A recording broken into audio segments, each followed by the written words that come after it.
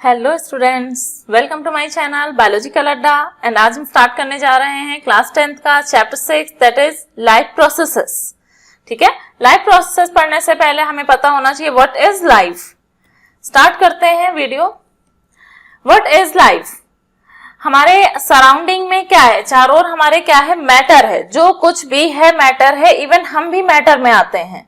लेकिन इस मैटर को लिविंग एंड नॉन लिविंग में हम कैसे डिस्टिंग्विश करते हैं, किसमें लाइफ है और किसमें लाइफ नहीं है, ये हम डिस्टिंग्विश करते हैं इस बेसिस पर कि किस मैटर में biological processes that is life processes हो रही हैं और किसमें नहीं हो रही हैं। जिसमें लाइफ प्रोसेसेस हो रही हैं वो मैटर लिविंग है, एंड जिसमें लाइफ प्रोसेसेस नहीं हो रही हैं वो मैटर नॉन लिविंग है। बहुत इजी है। लेकिन लाइफ प्रोसेसेस क्या है? What our life processes? Next question तो यही बनता है। तो नेक्स्ट क्वेश्चन क्या है बेटा, व्हाट आर लाइफ प्रोसेसेस? तो जितने भी प्रोसेसेस लिविंग ऑर्गेनिज्म को अलाइव रखने के लिए, जिंदा रखने के लिए, हमारी बॉडी की मेंटेनेंस के लिए परफॉर्म किए जाते हैं, those all are called life processes. Clear? और ये लाइफ प्रोसेसेस होते कौन कौन से हैं? First one is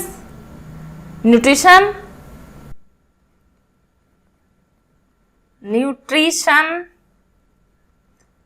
second respiration, breathe करते हैं, एयर को इनहेल करते हैं एंड एक्सहेल करते हैं, ऑक्सीजन लेते हैं, कार्बन डाइऑक्साइड निकालते हैं, that is respiration. Third blood circulation, इस ऑक्सीजन न्यूट्रिशन को पूरी बॉडी में सर्कुलेट करने के लिए कुछ सिस्टम चाहिए, ट्रांसपोर्ट चाहिए, that is blood circulation. Fourth one waste materials को बॉडी से बाहर निकालने के लिए सिस्टम होता है एक्सक्रीटरी सिस्टम। ठीक है, excretion, fourth life process excretion. यही 4 लाइफ प्रोसेस आपको अपने चैप्टर में स्टडी करने हैं डिटेल में। हर एक लाइफ प्रोसेस के लिए मैं सेपरेट वीडियो बनाऊंगी, तो आपके इसमें 4 लेक्चर होंगे टोटल, जो कि सेपरेट 10th क्लास की प्लेलिस्ट में आपको सारे के सारे मिल जाएंगे। इसके अलावा जो प्रोसेसेस होते हैं वो कुछ प्रोसेसेस हैं लाइक रिप्रोडक्शन, ये भी सर्वाइवल के लिए, अर्थ पर लिविंग बीइंग्स की एग्जिस्टेंस के लिए इंपॉर्टेंट है रिप्रोडक्शन। ठीक है, मेटाबॉलिज्म, बॉडी में मेटाबॉलिज्म में कैटाबॉलिज्म एंड एनाबॉलिज्म दोनों कंटिन्यूअसली चलते रहते हैं, तो ये भी एक इंपॉर्टेंट लाइफ प्रोसेस है। लेकिन हम इसमें 4 ही लाइफ प्रोसेस स्टडी करेंगे। उसमें से फर्स्ट लाइफ प्रोसेस है न्यूट्रिशन। तो स्टार्ट करते हैं न्यूट्रिशन से। First one is nutrition. What is nutrition and importance of nutrition? Nutrition है जब भी हम कोई फूड खाते हैं तो उस फूड में बहुत सारे न्यूट्रिएंट्स प्रेजेंट होते हैं। वे सारे न्यूट्रिएंट्स को किस तरह से डाइजेस्ट करती है हमारी बॉडी, फूड से निकालती है और उसको कैसे एसिमिलेट करती है, यूज करती है हमारी बॉडी। ठीक है, 2 मेजर स्टेप्स हैं। पहले न्यूट्रिएंट्स को फूड से निकालना, देन उन्हें एसिमिलेट करना। क्लियर? तो इसी प्रोसेस को हम डाइजेशन या न्यूट्रिशन बोलते हैं। डेफिनेशन क्या है? Nutrition is a method in which the food is consumed by the organism into the body and utilizing the nutrients from the body। Nutrition को हम इस तरह से भी समझ सकते हैं कि किसी भी मशीन, कार आप ले लो, कार को चलाने के लिए क्या चाहिए? फ्यूल चाहिए, पेट्रोल डीजल चाहिए। वैसे ही हमारी बॉडी को रन करने के लिए न्यूट्रिशन चाहिए।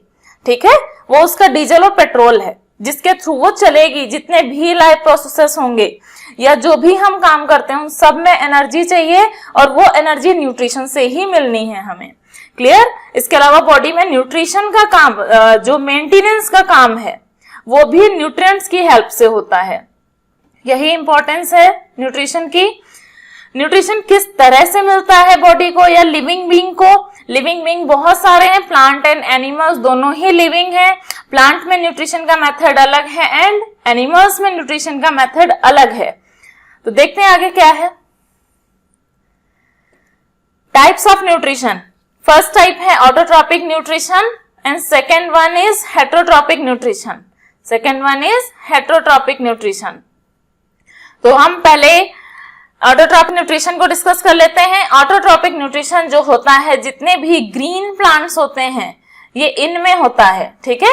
ग्रीन प्लांट्स में ही क्यों होता है ऑटोट्रॉपिक न्यूट्रिशन? क्योंकि ग्रीन प्लांट के पास ही वो मशीनरी अवेलेबल होती है जो अपना खाना खुद बनाने में हेल्प करती है। ऑटोट्रॉपिक न्यूट्रिशन क्या है? अपने आप अपना खाना बना लेना, किसी और पर ये डिपेंडेंट नहीं होते हैं अपने खाने के लिए। और अपना खाना बनाने की प्रोसेस को क्या बोलते हैं? फोटोसिंथेसिस, ठीक है। Autotrophic nutrition is a process where an organism prepares its own food from simple inorganic materials. किससे बनाता है? इनऑर्गेनिक मटेरियल्स से बनाता है, जैसे कि water, mineral, salt and carbon dioxide in the presence of sunlight and chlorophyll, ठीक है। क्लोरोफिल भी प्रेजेंट होना जरूरी है। क्लियर हो गई ऑटोट्रॉपिक न्यूट्रिशन की डेफिनेशन। और ऑटोट्रॉपिक न्यूट्रिशन जिस मेथड से होता है उसे फोटोसिंथेसिस बोलते हैं। और फोटोसिंथेसिस की जो रिएक्शन होती है वो यहाँ पर लिखी हुई है, 6CO2 plus 6H2O gives out in the presence of sunlight and chlorophyll C6H12O6 that is glucose। ये किसका फॉर्मूला है? ग्लूकोज का फॉर्मूला है ये। एंड बाय प्रोडक्ट क्या निकलता है इसमें? ऑक्सीजन, 6O2 मॉलिक्यूल्स जो कि एयर में, स्टोमेटा के थ्रू एयर में चले जाते हैं। क्लियर? आपके 10th की एनसीईआरटी में यहाँ पर जो इक्वेशन लिखी हुई है वो थोड़ी सी डिफरेंट है, मैं उसे भी यहाँ पे लिख देती हूँ। 6CO2 plus 12H2O gives out C6H12O6 plus 6O2 plus 6H2O। दोनों ही इक्वेशन क्लियर है, राइट है, कोई भी डाउट नहीं है इनमें। बस यहाँ पे क्या है, 6H2O है और यहाँ पे 12H2O है। यहाँ पे 6H2O इसलिए लिखा है इन्होंने क्योंकि इधर का जो 6H2O था वो इन्होंने नहीं लिखा है। तो 6 मॉलिक्यूल्स जो इधर वेस्ट बच रहे थे हमारे, वो इन्होंने लिखे ही नहीं कहीं पर, ठीक है, ना इधर ना इधर। तो इक्वेशन जो है बैलेंस्ड है, बैलेंस्ड इक्वेशन है, राइट इक्वेशन है। चाहे आप एग्जामिनेशन में ये लिख कर आओ या नीचे वाले लिख कर आओ, बोथ आर करेक्ट। देख लेते हैं अब ये ऑटोट्रॉपिक न्यूट्रिशन या फोटोसिंथेसिस में कौन कौन से इवेंट्स होते हैं, क्या क्या प्रोसेसेस होते हैं जिससे ये फाइनली ग्लूकोज बनता है। वो प्रोसेसेस हैं, इवेंट्स हैं। First, absorption of light energy by chlorophyll. Chlorophyll light energy को एब्जॉर्ब करता है और क्या बना लेता है, क्या कहां पे एब्जॉर्ब करता है लाइट एनर्जी को? ये सेल हो गई, प्लांट सेल। प्लांट सेल आपने बनाई होगी सभी ने। प्लांट सेल के सेंटर में न्यूक्लियस होता है, बड़ी सी वैक्यूल होती है, mitochondria and endoplasmic reticulum, Golgi complex, ये सारे सेल ऑर्गेनेल्स होते हैं, राइबोसोम्स। और एक बड़ा सा सेल ऑर्गेनेल और होता है, double membrane bound cell organelle, क्या होता है? क्लोरोप्लास्ट।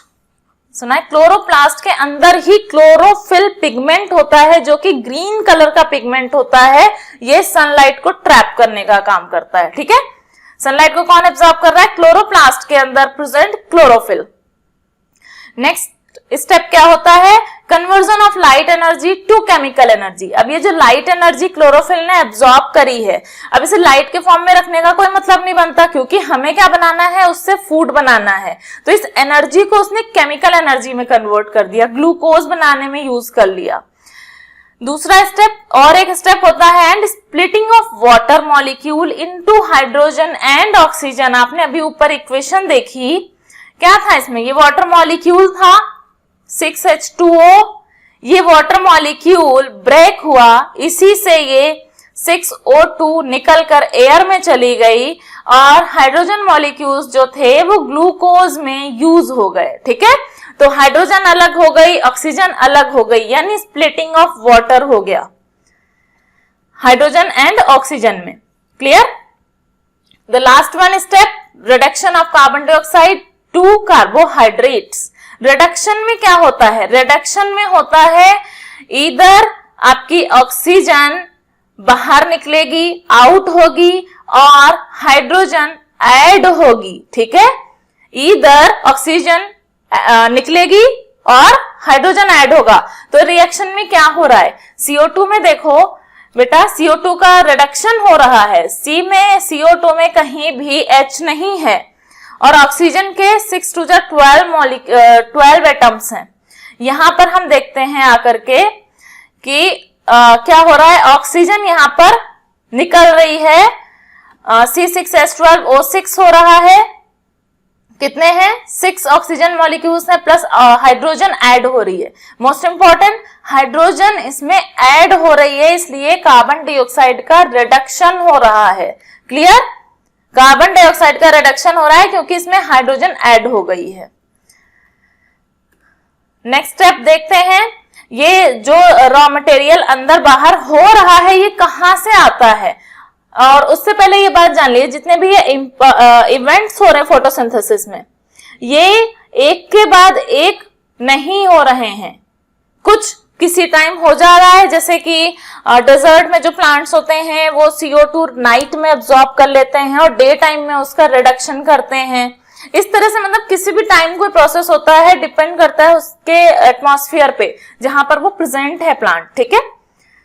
नेक्स्ट है, ये सारे रॉ मटेरियल आते कहां से हैं, कौन कौन सा रॉ मटेरियल था। सबसे पहले CO2 यूज कर रहे थे, तो CO2 जो जितने भी बॉडी के एरियल पार्ट हैं उनमें उनके सरफेस से एब्सॉर्ब किया जाता है, एंड मोस्टली लीव्स की सरफेस से एब्सॉर्ब किया जाता है, ठीक है।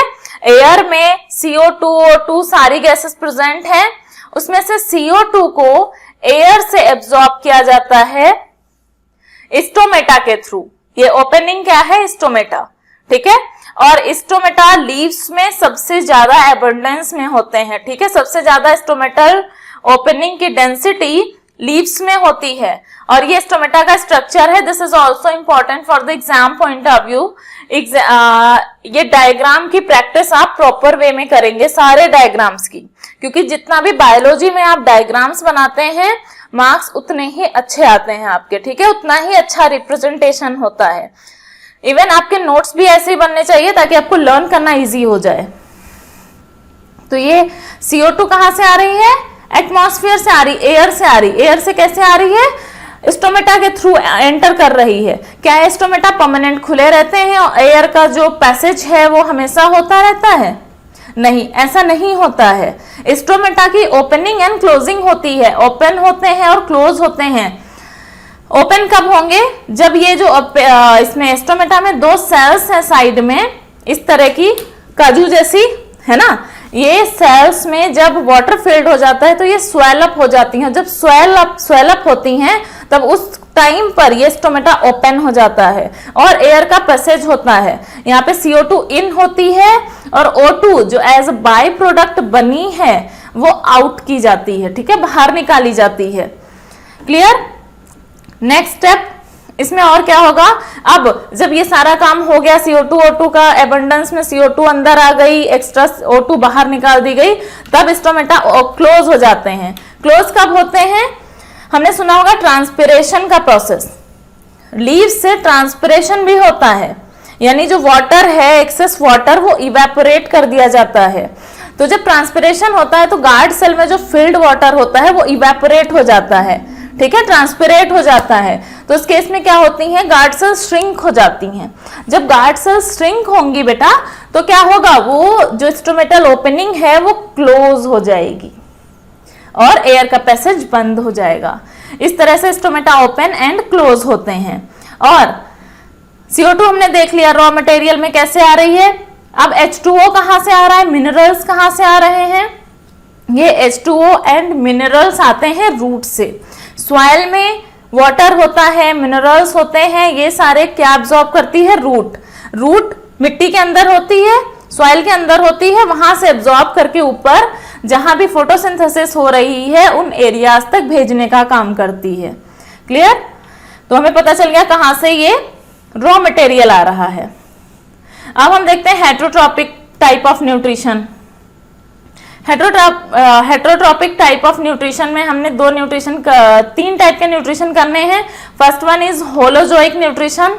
होलोजोइक टाइप ऑफ न्यूट्रिशन में क्या होता है बेटा, इसमें कंप्लीट फूड खाया जाता है, इसमें कोई न्यूट्रिएंट्स अलग से नहीं लिए जाते हैं, कंप्लीट फूड खाते हैं। जैसे कि हम लोग नॉर्मली खाते हैं दाल चावल सब्जी रोटी, इस तरह का पूरा खाना खाया जाता है और बाद में उसका डाइजेशन किया जाता है, उसे छोटे छोटे पार्टिकल्स में ब्रेक किया जाता है, फिर उनसे न्यूट्रिएंट्स निकाले जाते हैं और वो बॉडी फिर एब्जॉर्ब करके एसिमिलेट करती है। ठीक है, तो इस तरह का न्यूट्रिशन जो होता है वो होलोजोइक टाइप ऑफ न्यूट्रिशन होता है। इसमें तुम तीन टाइप के न्यूट्रिशन पढ़ोगे, हर्बीवोर, कार्निवोर।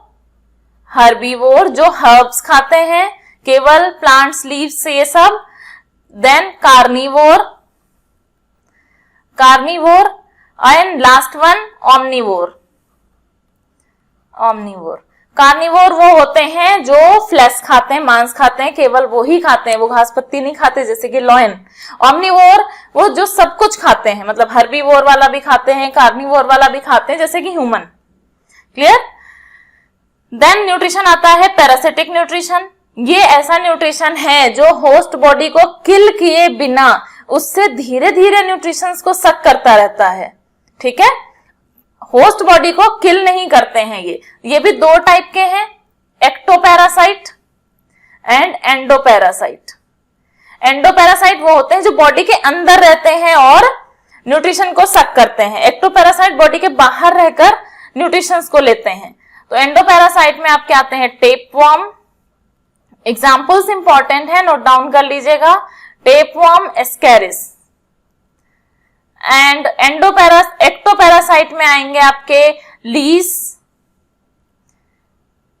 लीच, स्पेस कम बचा है यहां पर, लीस, जुए, लीच, जोक, ये सारे एक्टोपैरासाइट हैं। क्लियर? एक इंपॉर्टेंट पॉइंट है यहाँ पे पैरासाइट में, इसको आप नोट डाउन कर लीजिए, कसकुटा। कसकुटा क्या होता है? कसकुटा को हिंदी में बोलते हैं अमरबेल। ये एक प्लांट है और एक पैरासिटिक प्लांट है।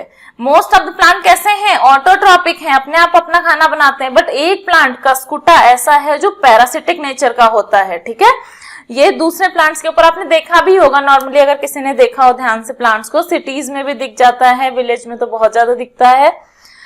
ये येलो कलर की बेल जैसा होता है, इसमें लीव्स वगैरह नहीं होती हैं, किसी भी प्लांट के ऊपर चढ़ जाता है और धीरे धीरे पूरे प्लांट को कवर कर लेता है। ठीक है, कसकुटा इंपॉर्टेंट है ये, इसको आप अलग से नोट बना के लिख लीजिए क्योंकि ये प्लांट होने के बावजूद भी पैरासाइट है।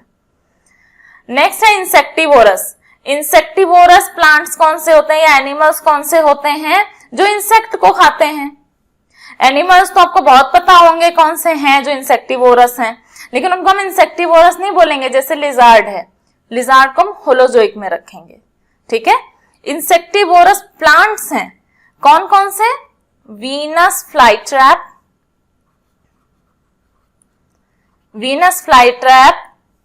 Next pitcher plant. ये प्लांट एक्चुअली इंसेक्टिवोरस इसलिए है, इन्हें पूरा न्यूट्रिशन नहीं चाहिए होता है, बट नाइट्रोजन इनसफिशिएंट प्लेसेस पे ये ग्रो करते हैं, उस प्लेस में इन्हें नाइट्रोजन की रिक्वायरमेंट होती है। और नाइट्रोजन ये किससे लेते हैं? इंसेक्ट से। ठीक है, तो एक न्यूट्रिएंट के लिए ये इंसेक्ट्स को किल करते हैं।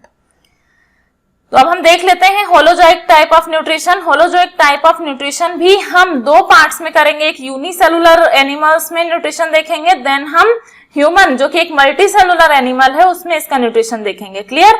अगर आपने चैनल अभी तक सब्सक्राइब नहीं किया है तो प्लीज सब्सक्राइब कर लीजिए ताकि आपको नोटिफिकेशन मिलती रहे। बेल आइकन को भी हिट करना है आपको, अदरवाइज नोटिफिकेशंस नहीं मिलेंगे और आप आगे के लेक्चर मिस कर देंगे उस केस में। और कंटिन्यूअस स्टडी ही सक्सेस की की होती है, तो आपको जो भी स्टडी करना है कंटिन्यूअसली करना है, उसके लिए आप सब्सक्राइब करिए, बेल आइकन को हिट करिए। Nutrition in unicellular animals.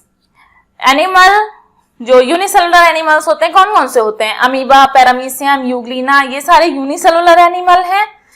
Unicellular animal में भी पहला हम अमीबा देखते हैं। अमीबा इर्रेगुलर शेप्ड होता है, इसका कोई फिक्स शेप नहीं होता है, पानी के बहाव के साथ आराम से बहता रहता है। जब भी इसके साथ में कोई फूड पार्टिकल आता है इसके आसपास तो उसे कैप्चर करने के लिए क्या करता है, ये अपनी ही बॉडी से 2 आउटग्रोथ निकालता है, ठीक है, अपनी ही बॉडी से 2 आउटग्रोथ निकालता है, इस तरह से फिंगर लाइक प्रोजेक्शन और ऐसा कुछ स्ट्रक्चर बना लेता है। ये माउथ जैसा बनने लगता है स्ट्रक्चर, और ये जो प्रोजेक्शन निकल आए, इन प्रोजेक्शन को बोलते हैं स्यूडोपोडिया, ठीक है, ये लिखा हुआ है स्यूडोपोडिया। स्यूडो मीन्स होता है फॉल्स, पोडिया मीन्स होता है फुट।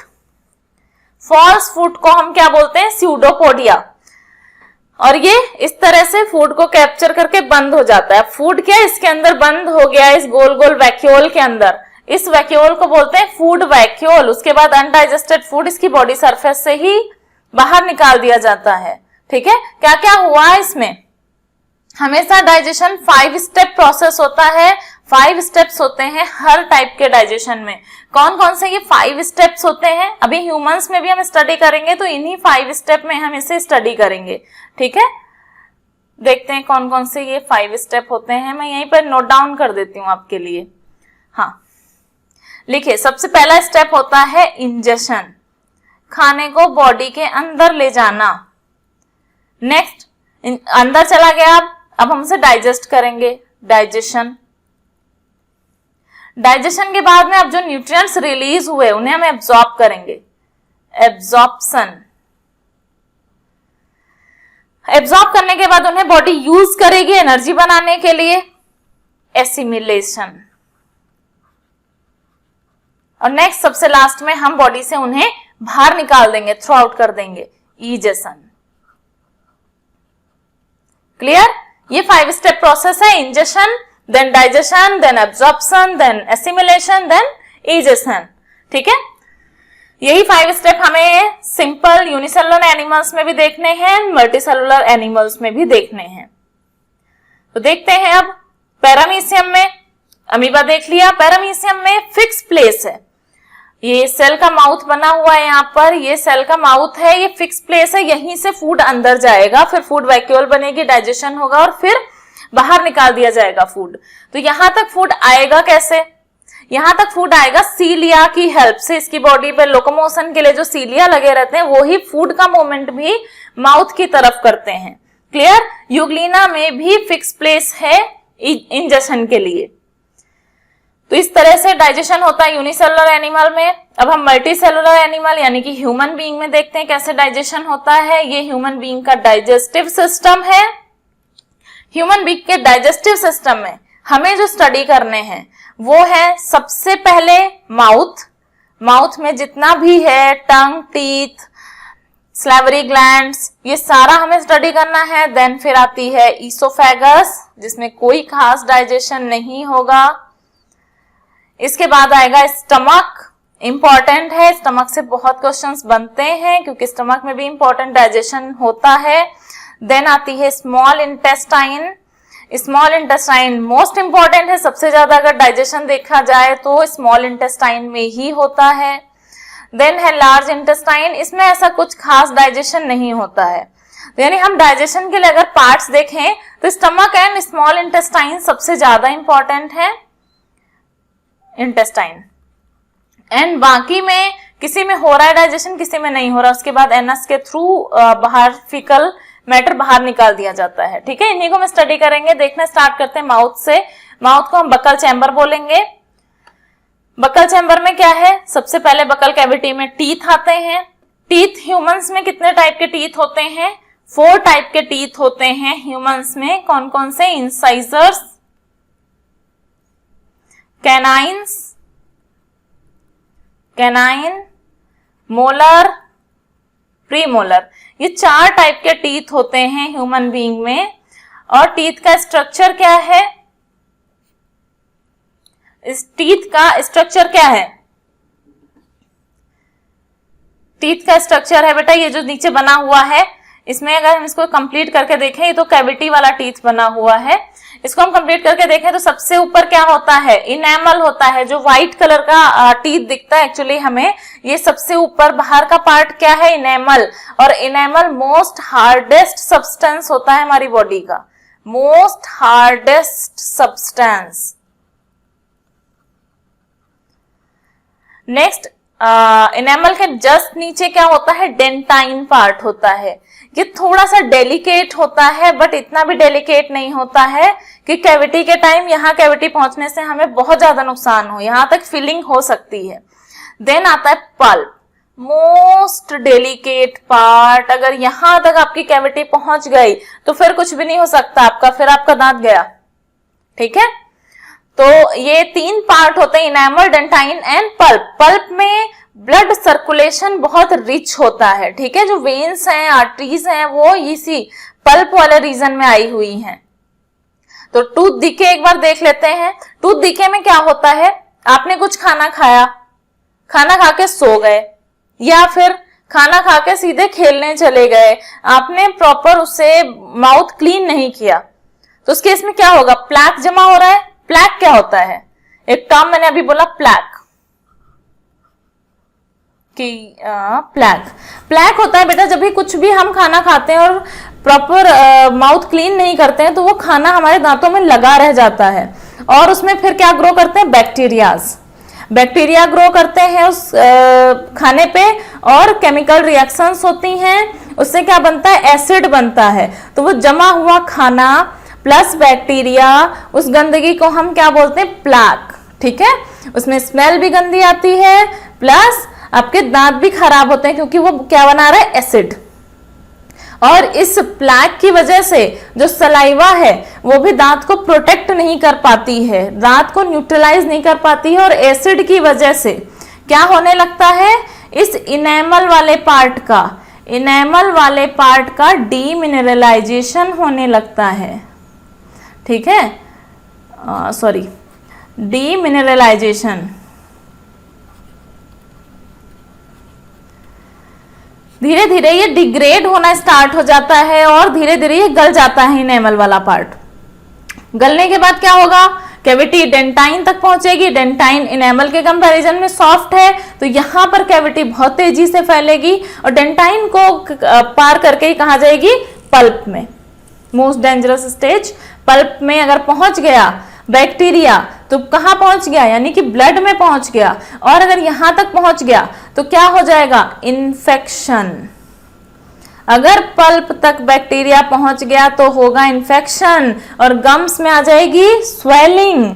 कभी कभी ब्लड भी आता है गम से, है ना, गम से ब्लड आएगा, इन्फेक्शन हो जाएगा, स्वेलिंग होगी, टीथ में दर्द होगा, फिर आपके पेन होगा। इन सब कंडीशन से बचने का एक ही उपाय है, प्रॉपर हाइजीन मेंटेन करना, है ना। तो नेक्स्ट चलते हैं, माउथ में जितना काम होना था हमारा अभी नहीं हुआ है। एक सेकेंड, कुछ और पॉइंट्स हैं जो मैं आपको बताना चाहूंगी यहाँ पर।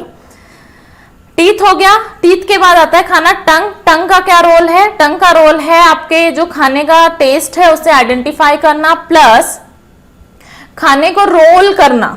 ठीक है, खाने की जो क्रशिंग हो रही है, जो टीथ के थ्रू हो रही है, उसे और ज्यादा अच्छे से कराना। ठीक है, खाने को उलटने पलटने का काम करता है। And most important, salivary glands. सबसे इंपॉर्टेंट काम तो सैलिवरी ग्लैंड्स का है। खाना देखते ही हमारे मुंह में आ जाता है पानी। क्या वो पानी है, वो सलाइवा है। ठीक है, सलाइवा है, उसमें डाइजेस्टिव एंजाइम्स भी हैं। वो सलाइवरी कौन सा एंजाइम है उसमें, सलाइवरी एमाइलेज। सलाइवरी एमाइलेज, और एमाइलेज किसका डाइजेशन करता है, सलाइवरी एमाइलेज डाइजेशन करता है कार्बोहाइड्रेट्स का। ठीक है, यहाँ पे यानी कि कार्बोहाइड्रेट का डाइजेशन कहां से स्टार्ट हो गया, माउथ से ही स्टार्ट हो गया कार्बोहाइड्रेट का डाइजेशन। नेक्स्ट पार्ट आता है ईसोफेगस। ईसोफेगस एक ऐसा पार्ट है जिसमें कोई डाइजेशन नहीं होता है, बट यहाँ पे एक इंपॉर्टेंट फिनोमिना होता है, उसका नाम है पेरिस्टाल्टिक मोमेंट। ईसोफेगस में क्या होता है, पेरिस्टाल्टिक मोमेंट। जितना भी मैं लिखती हूँ आप अपनी नोटबुक में या बुक में एटलीस्ट नोट डाउन करते रहा करिए, ताकि कोई भी पॉइंट मिस ना होने पाए। जो लिखे हुए हैं वो लिखे हुए हैं, जो मैं एक्स्ट्रा पॉइंट्स बता रही हूँ वो आपको नोट डाउन करने हैं। क्या हो रहा है इसोफेगस में, पेरिस्टाल्टिक मोमेंट। खाना खाइए, उसके बाद उल्टे खड़े हो जाइए, क्या खाना वापस आ जाएगा? नहीं आता है खाना वापस, वो उधर ही जाएगा जिधर उसे जाना है। ऐसा क्यों? क्योंकि ये जो फूड पाइप है, इसोफेगस को ही फूड पाइप बोलते हैं। ये जो फूड पाइप है इसमें कंटिन्यूसली इस तरह का मूवमेंट हो रहा है, कंट्रैक्शन एंड रिलैक्सेशन। इसकी वजह से क्या है, खाना एक ही डायरेक्शन में जा रहा है, यूनी डायरेक्शनल है, वो सिर्फ स्टमक में जाएगा खाना वो। ठीक है, तो स्टमक में जब खाना जाता है तो ये छोटी सी यहाँ पे ये यही इसोफेगस दिखा रखी है, ये पाइप लाइक स्ट्रक्चर, और यहाँ पे ये स्टमक में एंटर कर रहा है। तो क्या ये ऐसे सीधे एंटर कर जाएगा? जितना भी हम खाना खाएंगे सारा स्टमक में जाके फिल हो जाएगा? नहीं फिल होगा। कभी कभी हम ज्यादा खा लेते हैं तो कहते हैं अरे नहीं भाई बस यहाँ तक भरा हुआ है, अब नहीं खा सकते। ऐसा क्यों? यहाँ तक क्यों भरा हुआ है? स्टमक में क्यों नहीं गया वो खाना? क्योंकि बेटा स्टमक ने अपना गेट ही बंद कर लिया, बोला अब तुम ज्यादा खा रहे हो तो यहां तक भर लो तुम, लेकिन हम नहीं एंटर करेंगे खाने को। तो यहां पर होता है एक स्फिंक्टर, गेट, वाल्व, कुछ भी कह लो। ठीक है, स्टमक अपना दरवाजा बंद कर लेता है अगर तुमने ज्यादा भरने की कोशिश की। तो इस स्फिंक्टर को बोलते हैं cardiac sphincter. Cardiac sphincter, clear? यहाँ पे अगर कोई भी चीज आपको नहीं समझ में आती है तो आप वीडियो को आगे पीछे कर सकते हैं, पॉज कर सकते हैं, पॉज करके नोट डाउन करिए चीजों को। ये टीचर तो आपके हाथ में है, जब चाहे आगे करिए, जब चाहे पीछे करिए, जब चाहे स्टैचू बोल दीजिए, है ना। तो यहाँ पे आप रिपीट करके सुनिए या आगे करके सुनिए, आपकी मर्जी। यहाँ पे क्या है, कार्डियक स्फिंक्टर। कार्डियक स्फिंक्टर के बाद आ जाता है फूड स्टमक के अंदर। अब स्टमक में क्या क्या सिक्रीट होता है और फूड के साथ क्या क्या होगा। स्टमक में सबसे पहले हम देखते हैं क्या क्या सिक्रीट होता है। HCl सिक्रीट होता है, पेप्सिन सिक्रीट होता है, म्यूकस सिक्रीट होता है। अभी मैं सिर्फ नेम लिख रही हूं, अभी सभी की इंपॉर्टेंस भी बताऊंगी। रेनिन सिक्रीट होता है। रेनिन आपकी बुक में नहीं गिवन है, ये आप लिख लीजिएगा अलग से। HCl क्या है, हाइड्रोक्लोरिक एसिड। ये एक एसिड है। एसिड क्यों सिक्रिएट होता है बेटा? एसिड का क्या इंपॉर्टेंस है हमारी बॉडी में? एसिड का इंपॉर्टेंस है कि ये फूड में प्रेजेंट माइक्रो ऑर्गेनिज्म जो होते हैं उन्हें किल करने का काम करता है, किसी भी तरह के इन्फेक्शन से बचाने का काम करता है। HCl उन माइक्रो ऑर्गेनिज्म को किल कर देगा। एंड सेकेंड जो मोस्ट इंपॉर्टेंट काम है HCl का, वो ये है कि ये जो पेप्सिन है ये इनएक्टिव होता है नॉर्मल कंडीशन में, लेकिन जैसे ही इसे एसिड मिलता है, एसिडिक मीडियम मिलता है, वैसे ही ये एक्टिव हो जाता है और करने लगता है प्रोटीन का डाइजेशन। पेप्सिन क्या करता है? प्रोटीन का digestion in the presence of acid. तो एसिड का भी इंपॉर्टेंस आपको पता चल गया, पेप्सिन कब एक्टिवेट होता है ये भी पता चल गया। एंड पेप्सिन करता है प्रोटीन का डाइजेशन। ठीक है, नेक्स्ट है म्यूकस।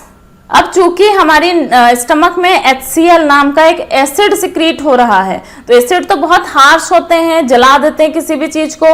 तो एसिड के इफेक्ट से बचाने के लिए, ये जो स्टमक की लाइनिंग है उसे बचाने के लिए उसमें सिक्रीट होता है म्यूकस, और ये एसिड के इन्फेक्शन इफेक्ट से स्टमक को बचा कर रखता है। नेक्स्ट है रेनिन। ये सिर्फ चिल्ड्रंस में सिक्रीट होता है, एडल्ट्स में ये सिक्रीट नहीं होता है। ये यूज होता है for the curdling of milk. बच्चे ज्यादा दूध पीते हैं, एडल्ट्स उतना दूध नहीं पीते हैं, तो बच्चों में मिल्क की कर्डलिंग के लिए स्पेशली एक एंजाइम होता है जिसे बोलते हैं रेनिन। ठीक है, नेक्स्ट आ जाते हैं। अब फूड कहाँ जाएगा? फूड अब जाएगा स्टमक के बाद में स्मॉल इंटेस्टाइन में। ओहो सॉरी, ठीक है, फूड जाएगा अब स्मॉल इंटेस्टाइन में।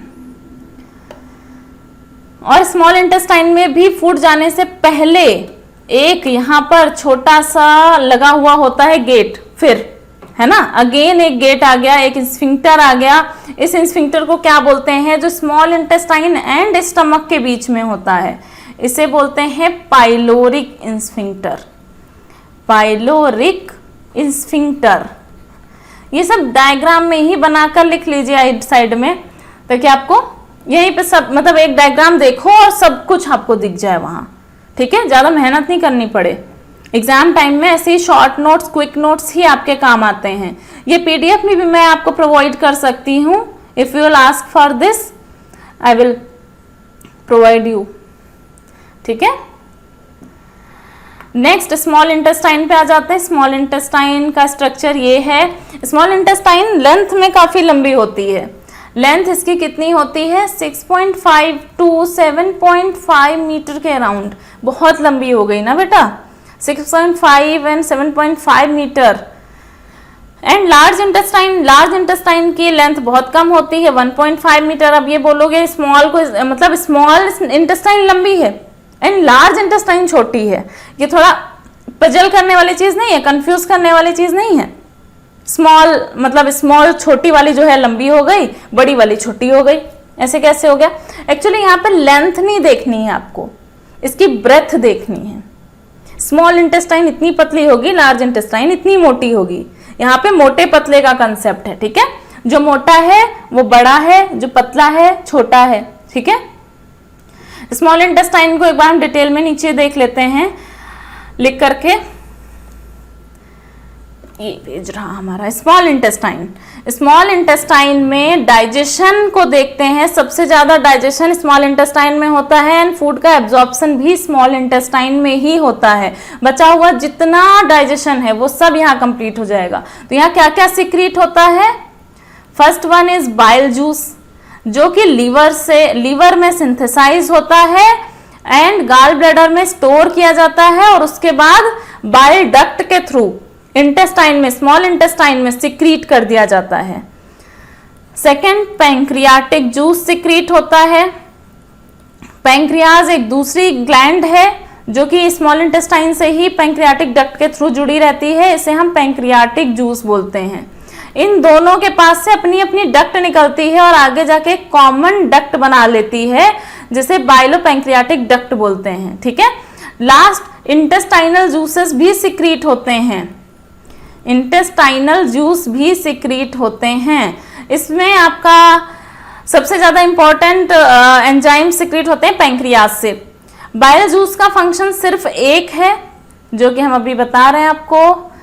सबसे पहले बाइल जूस का ही फंक्शन देख लो। एसिड सिक्रीट हो रहा था स्टमक में।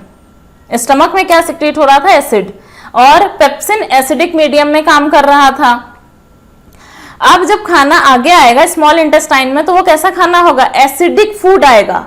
फूड जो होगा वो एसिडिक फूड आएगा स्मॉल इंटेस्टाइन में। बट पैंक्रियाटिक जूस नखरीले होते हैं, वो दिखा रहे नखरा कि हम भाई एसिडिक मीडियम में काम नहीं करेंगे, हम तो एल्कलाइन मीडियम में काम करेंगे। अब क्या करना है हमें? अब इंटेस्टाइन, स्मॉल इंटेस्टाइन रिक्वेस्ट करेगी लीवर से कि भाई कुछ ऐसा भेजो कि हम खाने को एल्कलाइन बनाएं, तो वो भेजेगा बाइल जूस, जिससे खाना एल्कलाइन, फूड एल्कलाइन बनेगा और मीडियम कैसा हो गया? एल्कलाइन। अब पैंक्रियाटिक जूसेस अपना वर्क करेंगे, ठीक है। तो बाइल जूस क्या काम करता है? मीडियम को एल्कलाइन करने का काम करता है, ठीक है। इसमें कोई भी बाइल जूस में डाइजेस्टिव एंजाइम्स नहीं होते हैं, ये डाइजेशन नहीं करता है बट डाइजेशन में हेल्प करता है। अब पैंक्रियाज से कौन कौन से एंजाइम सिक्रीट होते हैं? पैंक्रियाज में एंजाइम सिक्रीट होते हैं ट्रिप्सिन। ट्रिप्सिन अभी एक एक का फंक्शन बताऊंगी, पहले नाम लिख लीजिए। Chymotrypsin, trypsin, chymotrypsin, sorry, chymotrypsin, lipase, amylase, nucleases. इतने एंजाइम्स हमारे पैंक्रियाटिक जूसेस से सिक्रीट होते हैं और ऐसे ही कुछ जूसेस इंटेस्टाइनल जूसेस से सिक्रीट होते हैं, but those are not important for you. अलग से हमें उनको लिखने की जरूरत नहीं है। बच्चे खुचे खाने को डाइजेस्ट करने के लिए इंटेस्टाइन से भी निकल आते हैं जूसेस। ट्रिप्सिन प्रोटीन डाइजेशन के लिए यूज होता है और ये एल्कलाइन मीडियम में काम करता है। काइमोट्रिप्सिन अगेन प्रोटीन डाइजेशन के लिए यूज होता है और ये भी एल्कलाइन मीडियम में ही काम करता है। नेक्स्ट है लाइपेज, ये फैट डाइजेशन में यूज होता है। फैट का डाइजेशन फर्स्ट टाइम कहाँ हो रहा है? इंटेस्टाइन में ही। प्रोटीन का तो स्टमक में स्टार्ट हो गया था, कार्बोहाइड्रेट का माउथ में ही स्टार्ट हो गया था, बट लाइपेज का डाइजेशन अभी स्मॉल इंटेस्टाइन में ही स्टार्ट हुआ है। लेकिन डायरेक्ट फैट का डाइजेशन नहीं होता है। फैट के इतने बड़े बड़े से ग्लोब्यूल्स होते हैं, इन्हें ये डाइजेस्ट नहीं कर सकता इतनी इजीली। तो एक काम होता है, बाइल जूस जब आता है तो ये इन बड़े बड़े ड्रॉपलेट्स को इस तरह के छोटे छोटे बहुत सारे ड्रॉपलेट्स में ब्रेक कर देता है।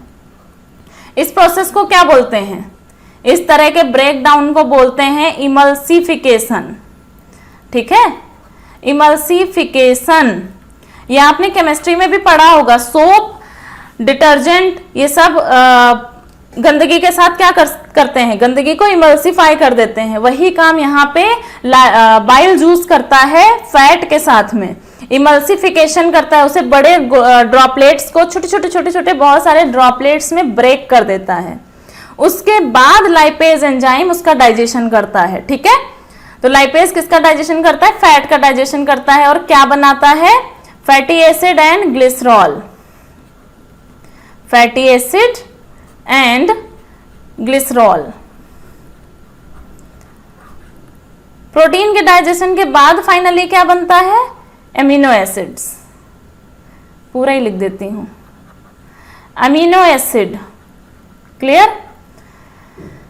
उसके बाद एमाइलेज आ गया। हमने सलाइवरी एमाइलेज पढ़ाई हुआ है तो हमें पता है एमाइलेज क्या करता है? कार्बोहाइड्रेट का डाइजेशन करता है। कार्बोहाइड्रेट का डाइजेशन करता है और फाइनली क्या बना लेता है? ग्लूकोज। न्यूक्लियेजेस डीएनए एंड आरएनए का डाइजेशन करते हैं, क्योंकि हम जो खा रहे हैं वो सेल्स हैं, ऑर्गेनिक मटेरियल खा रहे हैं, प्लांट्स एंड एनिमल्स से ले रहे हैं, तो उनमें सेल्स हैं, तो उसमें डीएनए एंड आरएनए भी होता है। तो डीएनए एंड आरएनए का डाइजेशन न्यूक्लियेजेस करते हैं। क्लियर? तो अब हमारे पास फाइनली लास्ट में क्या क्या है? डाइजेशन के बाद में अमीनो एसिड्स हैं, प्लस उसके अलावा कॉमा फैटी एसिड्स हैं, fatty acids comma glycerols, glycerols comma glucose. ये सारी चीजें हमारे पास लास्ट में हैं। Amino acid, fatty acid, glycerols, glucose etcetera, ये सब हमारे पास लास्ट में बचा हुआ है। अब ये सब न्यूट्रिएंट्स फूड से अलग हो गए। अब क्या जरूरत है? इनको एब्जॉर्ब करने की। और एब्जॉर्ब कहाँ होंगे? जो हमारे स्मॉल इंटेस्टाइन का ही आगे वाला पार्ट है, लास्ट पार्ट है, वहां एब्जॉर्ब होंगे। लास्ट पार्ट कैसा होता है इसका? ये हमने बनाई इसकी आउटर लेयर और ये बनाई इनर लेयर। क्या बना रही हूं मैं? टेढ़ा मेढ़ा है ना, जिगजैग। ये दोनों साइड होता है, जिगजैग मामला दोनों साइड होता है, ताकि इसका सरफेस एरिया इंक्रीज हो सके, है ना। सरफेस एरिया को इंक्रीज करने के लिए होता है। ये न्यूट्रिएंट्स यहाँ आते हैं, ठीक है, इनके पास जाते हैं, यहाँ न्यूट्रिएंट्स फ्लोट होते हैं और यहाँ से एब्जॉर्ब कर लिए जाते हैं। इसके पीछे बहुत सारी ब्लड वेसल्स होती हैं, यहाँ पर ब्लड वेसल बहुत ज्यादा रिच होती हैं, ठीक है। ये क्या है? एब्जॉर्प्शन के लिए जो ये फिंगर लाइक प्रोजेक्शन निकले हुए होते हैं, इन्हें बोलते हैं विली, ठीक है। Finger like projections for the absorption are called as Willie.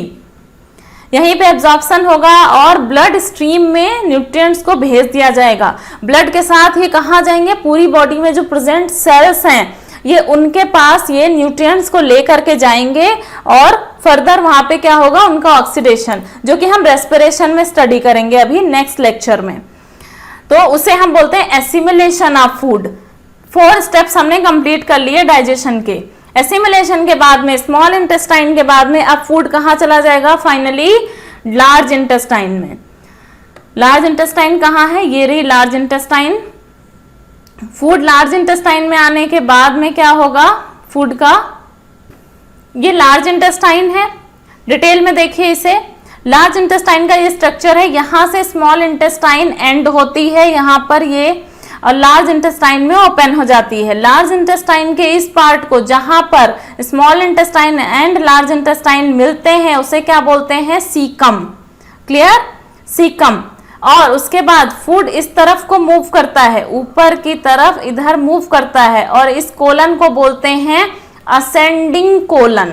ठीक है, इस कोलन को बोलते हैं असेंडिंग कोलन। उसके बाद में ये जो पड़ा पड़ा सा दिख रहा है ऊपर की तरफ, ये ट्रांसवर्स कोलन। नेम बहुत इजी है इसमें, ascending, transverse, descending and sigmoid. Clear, ये डिसेंडिंग कोलन जो नीचे की तरफ आ रहा है, एंड ये जो थोड़ा सिग्मा के शेप का है ये सिग्मोइड कोलन। ठीक है, यही नेम है मेन इसमें, ascending colon, transverse colon, descending colon and sigmoid colon.